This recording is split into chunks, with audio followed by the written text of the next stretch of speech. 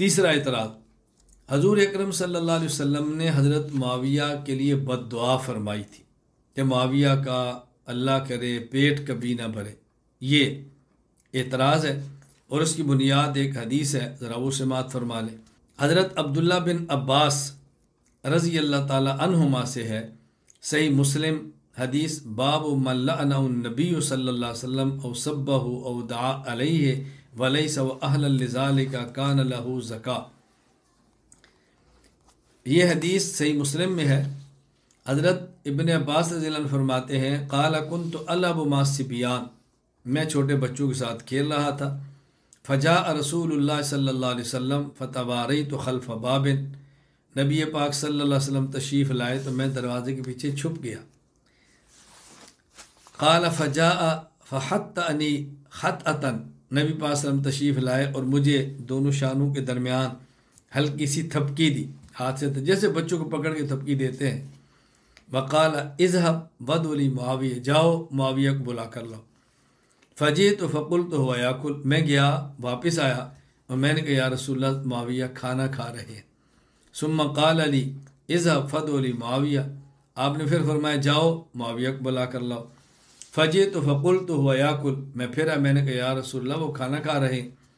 فقال لا اشبع اللہ بطنہ، فقال لا اشبع اللہ بطنہ، آپ نے فرمایا کہ اللہ کرے معاویہ کا کبھی پیٹ نہ بھرے۔ ایک بات یہاں سمجھ لیں کہ یہ جو دو بار اگر واپس آئے معاویہ کھانا کھا رہے تھے تو یہ نہ سمجھنا کہ معاویہ رضی اللہ بہت زیادہ کھانا کھاتے رہے، بڑی دیر لگی۔ حضرت عبداللہ بن عباس بچے ہیں، بچہ تو سپیڈ سے جاتا ہے، سپیڈ سے آتا ہے، کتنی دیر لگتی ہے؟ بچہ تو گیا اور آیا، گیا اور آیا، اور بچے کو تو فکر ہوتی ہے کہ میری کام سے میں کام سے نکلوں اور اپنے کھیل کے اندر پھر دوبارہ شروع ہو جاؤں۔ اس لیے اس کی غلط فہمی کے اندر نہ رہنا کہ شاید بہت طویل تک کھاتے رہے، بہت زیادہ کھا رہے تھے۔ خیر یہ حدیث پاک ہے جو بطور اعتراض کے معاویہ رضی اللہ عنہ کے خلاف پیش کی جاتی ہے۔ جوابات سے بات فرمائیں۔ جواب نمبر 1، اس حدیث میں کہیں بھی نہیں کہ حضرت عبداللہ بن عباس رضی اللہ عنہما نے حضرت معاویہ رضی اللہ تعالی عنہ کو رسول اللہ صلی اللہ علیہ وسلم کا پیغام دیا ہو اور حضرت معاویہ نہ آئے ہوں۔ حضرت عبداللہ بن عباس گئے، معاویہ کھانا کھا رہے تھے، یہ واپس آ گئے، دوبارہ گئے، وہ کھانا کھا رہے تھے، واپس آ گئے۔ تو حضرت معاویہ رضی اللہ تعالی عنہ کے خلاف اگر آپ بد دعا فرماتے بھی تو تب ہوتی جب آپ ان کو بلاتے اور وہ نہ آتے، ان کو علم ہی نہیں ہے، تو اگر پھر نہیں آئے تو پھر کیا فرق پڑا؟ اس لیے یہ اعتراض ٹھیک نہیں۔ جواب نمبر 2، اور حضور اکرم صلی اللہ علیہ وسلم جن کو لوگ گالیاں دیں اور آپ معاف کریں، تاہ والے پتھر مارے اور آپ معاف کریں، اور اتنی سی بات پر کہ آپ پیغام بھیجیں اور آپ کا صحابی نہ آئے اور آپ بد دعا فرما دیں اور آپ تحقیق بھی نہ فرمائیں کہ کیوں نہیں آیا، اس کا عذر کیا ہوگا، ایک بچے کے کہنے پر آپ بد دعا فرما دیں، عقل اس کو قطعاً تسلیم نہیں کرتی اور رسول اللہ صلی اللہ علیہ وسلم کی شان کے لائق بھی نہیں۔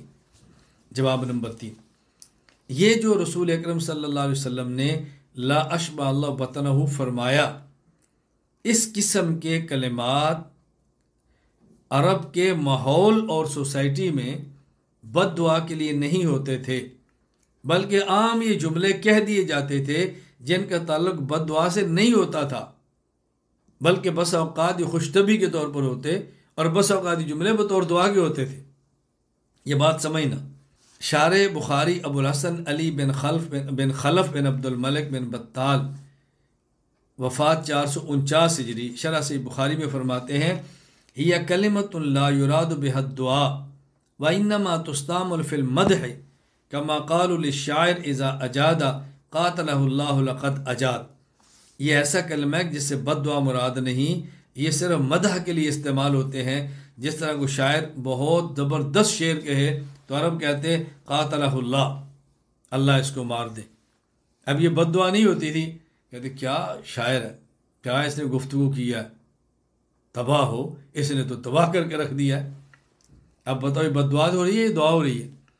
نہیں، کوئی شاعر اگر بہت اچھا شعر کہے، کہتا ہے یار تو نے تو مجمع کو لوٹ لیا ہے، اور اب بتاؤ لوٹنا بظاہر تو اچھا لفظ نہیں ہے نا، لیکن ہمارے محاورات کے اندر تو اچھا لفظ استعمال ہوتا ہے، مجمع لوٹ گیا ہے، برباد کر کے رکھ دیا، تو نے تو لوگوں کے تباہ ہو، تو نے تو مجمع کو تباہ کر دیے۔ اس طرح یہ جملے کہے جاتے. توجہ رکھنا. علامہ محی الدین ابو زکریا یحییٰ بن شرف النووی رحمہ اللہ وفات 676 ہجری اس حدیث کی شرح میں شرح مسلم للنووی فرماتے ہیں انما وقع من سبہ بدعائہ ونحو لیس بمقصود. اس قسم کے کلمات جو آپ کی زبان سے نکلے اس سے مقصود بددعا نہیں تھی، بل ہوا مما جرت بھی عادت العرب فی وصل کلام بلا نیہ. کلام عرب میں گفتگو کے دوران ایسے جملے بول دیے جاتے جس میں کوئی نیت بد دعا کی نہیں ہوتی تھی اور بظاہر وہ کلمات بد دعا والے ہوتے تھے. اب اس کی مثالیں دی ہیں، جیسے کہتے ہیں تربت یمینک، تیرا ہاتھ تباہ ہو، مٹی کے اندر ملے. وآخرا، تو بانجھ ہو. وحلقہ، تیرے حلق میں کوئی چیز اٹکے. وفی حاضل حدیث لا کبرت سنک، آگے حدیث آ رہی ہے لا کبر سنک، تو کبھی بڑا نہ ہو. اچھا، وفی حدیث معاویہ لا اشبع اللہ بطنا ونحو ذالک لا یقصدون بشیء من ذالک حقیقت الدعا. اسے قطعاً بد دعا مقصود نہیں ہوتی. اب اس کی مثالیں میں آپ کو چند ایک احادیث پیش کرتا ہوں تاکہ صرف یہ محاورات عرب نہ رہے بلکہ رسول اکرم صلی اللہ علیہ وسلم کے میں مبارک الفاظ نقل کرتا ہوں، پھر آپ فیصلہ کرنا کہ یہ کلمات آپ بطور بد دعا کے فرماتے تھے.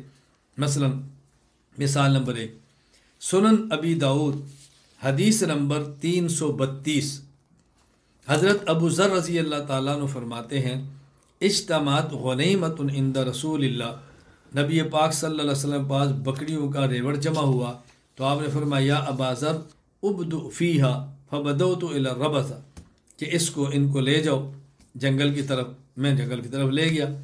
فکانت تصیبنی الجنابہ، تو مجھے جنابت ہو گئی، غسل کی حاجت پیش آ گئی، پانی تھا نہیں. فامکث الخمس والستہ، کبھی 5 دن کبھی 6 دن لگ جاتے، پانی نہ ہوتا اور میں غسل نہ کر سکتا. فاتیت النبی صلی اللہ علیہ وسلم فقال ابو ذر فسکت، میں آیا، آپ نے فرمایا ابو ذر، میں خاموش رہا، یعنی میں جنابت کی حالت میں تھا، خاموش رہا. قال سکلت کا امک ابا ذر لامک الویل. اب بظاہر دیکھو جملے کیسے ہیں، کوئی بد دعا تو نہیں ہو رہی نا. ابو ذر، تیری ماں تجھے گم پائے، تیری ماں کے لیے ہلاکت ہو. فدعا لی بجاریۃ سودا، آپ نے ایک باندھی کو بلایا. فجاءت بعص فیہ ماء، تو بڑا برتن لائی جس کے اندر پانی تھا. فسترتنی بثوب وسترت بالراحلہ، ایک طرف کجاوا تھا ایک طرف اس نے کپڑا رکھا، تو میں درمیان میں تھا، میں نے غسل کیا. فکأنی القیت عنی جبلا، مجھے یوں لگا کہ میں نے پہاڑ اپنے اوپر سے ہٹا دیا. پھر آپ نے فرمایا السعید الطیب وضوء المسلم، کہ دیکھو پاک مٹی یہ مسلمان کے لیے پانی کی جگہ پہ پاکی کا کام کرتی ہے. بلو الی 10 سنین، اگرچہ 10 سال تک پانی نہ ملے. فیضا وجدت الماء فامسہ جلدک فإن ذلک خیر، جب تمہیں پانی مل جائے تو اس کے بعد تم اس پانی کو استعمال کرو. جب پانی ملے پھر پانی کو استعمال کرو، جب تک پانی نہ ملے تب تک مٹی سے تم طہارت حاصل کرو. اب یہ رسول اللہ صلی اللہ علیہ وسلم کے کلمات ہیں اور آپ قطعاً ابو ذر کو بد دعا نہیں دے رہے، بلکہ لغت عرب کے مطابق، محاورات عرب کے مطابق آپ نے دوران گفتگو جملہ فرمایا جس طرح عربوں کی عادت تھی، جس طرح عربوں کی عادت تھی.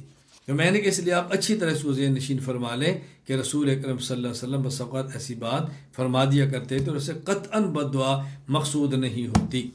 اور یہ بات ہمارے محاورات کے اندر بھی ہے، ہمارے عرف کے اندر بھی ہے. ہمارے یہاں بھی لوگ ایسے جملے کہہ دیتے ہیں جس سے مقصود ہرگز بد دعا نہیں ہوتی، جس سے مقصود ہمارے یہاں بھی بد دعا نہیں ہوتی.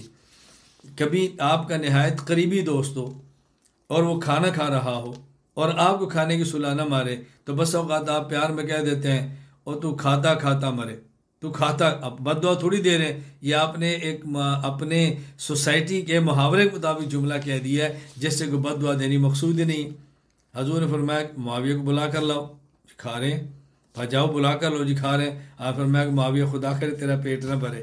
تو یہ محبت کی بات ہے، قطعاً بد دعا نہیں ہے. اس کو سمجھنے کی کوشش کریں.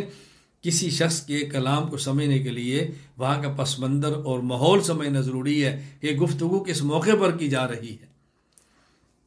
جواب نمبر 4، اگر بالفرض خدا نخواستہ یہ بد دعا بھی مان لی جائے تو پھر بھی رسول اکرم صلی اللہ علیہ وسلم پیش کی یہ بات فرما چکے ہیں کہ میں اے اللہ کسی کے لیے بد دعا فرماؤں مسلمان کے لیے، اس کو دعا سے بدل دینا، اے اللہ اس کو اس کی پاکیزگی کا سبب بنا دینا. یہ حضور خود اپنی امت کے لیے اللہ سے فرما چکے ہیں۔ دیکھیں صحیح مسلم میں روایت موجود ہے، حدیث نمبر 6611 کہ حضرت ابو ہریرہ رضی اللہ عنہ فرماتے ہیں رسول اللہ صلی اللہ علیہ وسلم فرمایا اللہم انما انا بشر، اے اللہ میں انسان ہوں، فیما رجل من المسلمین، اے اللہ اگر مسلمانوں میں کسی شخص کو سبب تو ہو، میں سب کہہ دوں، کوئی برا بلا کہہ دوں، او لعنت ہو، کوئی لعنت کا لفظ کہہ دوں، او جلت تو ہو، میں کسی کو سزا دے دوں، فجعلھا لھا زکاۃ و رحمہ، اے اللہ اس کو اس کے لیے پاکیزگی بنا دے، اے اللہ اس کے لیے تو اس کو رحمت بنا دے۔ اور ایک روایت میں ہے ان فی زکاۃ و اجرا، یہاں زکاۃ و رحمہ ہے، با زکاۃ و اجرا ہے، تو اس کے لیے رحمت ہو اور اس کے لیے ثواب کا سبب۔ اچھا اسی طرح دوسری حدیث، یہ صحیح مسلم حدیث نمبر 6622، حضرت انس بن مالک رضی اللہ عنہ فرماتے ہیں کانت عند ام سلیم یتیمہ، ام انس، حضرت انس کی والدہ ام انس بھی کہتے ام سلیم بھی کہتے، ان کے پاس ایک یتیم بچی تربیت میں تھی۔ رسول اللہ صلی اللہ علیہ وسلم نے اس کو دیکھا، فرمایا انتی ہی لقد کبرتے، یعنی پہلے چھوٹی تھی، اب تو بہت بڑی ہو گئی ہے۔ صاحب آپ نے فرمایا لا کبر سنک، بظاہر اس کا معنی کیا تھا کہ تو کبھی بڑی نہ ہو، تجھے لمبی عمر نہ ملے، تجھے بڑی عمر نہ ملے۔ فرجعت الیتیمہ، وہ یتیم بچی ام سلیم کے بعد دوڑتی ہوئی اور رو رہی تھی۔ ام سلیم نے پوچھا کیوں رو رہی ہے، خیر تو ہے؟ اس نے کہا دا علی نبی اللہ، رسول اللہ سے مجھے بد دعا دی ہے۔ کیا بد دعا دی ہے؟ اللہ یکبر سنی، کہ میری عمر لمبی نہ ہو، میری عمر بڑی نہ ہو۔ اب تو میری عمر بڑی ہو ہی نہیں سکتی، حضور نے بد دعا جو دے دی ہے، فالآن لا یکبر سنی ابدا۔ ام سلیم نے دوپٹہ لیا، جلدی کی اور سیدھا حضور کی خدمت میں گئی فوراً، اور کہا یا رسول اللہ، جب دوڑتی انہوں نے کہا اللہ کے نبی، ام سلیم کیا ہوا؟ بڑی تیزی سے آئی، تو کہا یا نبی اللہ ادعو تعالی یتیمتی، یہ یتیم بچی جو میری تربیت میں آپ نے اس کو بد دعا دی ہے۔ وما ذاک یا ام سلیم، اور پھر ام سلیم کیا ہوا؟ میں تو بد دعا نہیں دی۔ اس نے کہا زعمت انک دعوت اللہ یکبر سنھا بلا یکبر قرنھا، حضور وہ سمجھتی ہے کہ آپ نے بد دعا دی ہے کہ اس کی عمر لمبی نہ ہو، اب تو کہتی میری عمر بڑی ہوگی نہیں۔ فضحک رسول اللہ صلی اللہ علیہ وسلم، اللہ کے نبی مسکرا پڑے، اللہ کے نبی مسکرا پڑے۔ اب دیکھو جس جملے کو صحابیہ نے بد دعا سمجھا ہے، حضور اس پہ مسکرا رہے ہیں کہ بچی میری بات کو سمجھ نہیں سکی۔ فرمایا یا ام سلیم اما تعلمین ان شرطی علی ربی، تجھے پتہ ہے کہ میں نے اپنے رب سے ایک عہد کیا ہوا ہے۔ وہ کیا؟ اللہ اکبر، وہ کیا؟ فرمایا ان اشتریت علی ربی فقلت انما انا بشر، میں نے اپنے رب سے عہد لیا کہ یا اللہ میں انسان ہوں، ارضا کما یرضی البشر، جس طرح لوگ خوش ہوتے ہیں میں بھی خوش ہو جاتا ہوں، واغضب کما یغضب البشر، جس طرح لوگ غصہ آتے ہیں مجھے بھی غصہ آ جاتا ہے۔